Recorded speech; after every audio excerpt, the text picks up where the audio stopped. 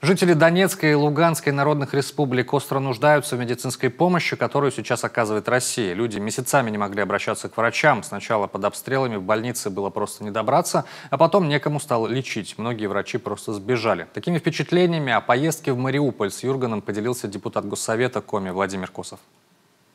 Я уролог сам по специальности и сказал, что буду тогда, зачем мне ехать работать организатором, это и так у вас есть кому. А вот узкий специалист я один был вообще на весь город. Больше не было человека. Причем я же не просто такой амбулаторный, я еще оперирующий хирург. Они сказали, они меня чуть не целовать начали.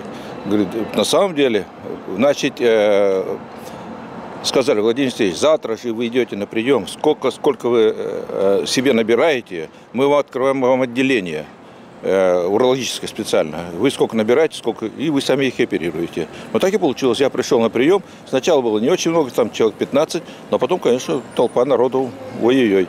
Вот. Набрал себе, оперировал, причем оперировал людей, которых, если их не прооперируют, они умрут. Они 4-5 месяцев сидели в подвалах, врачей нет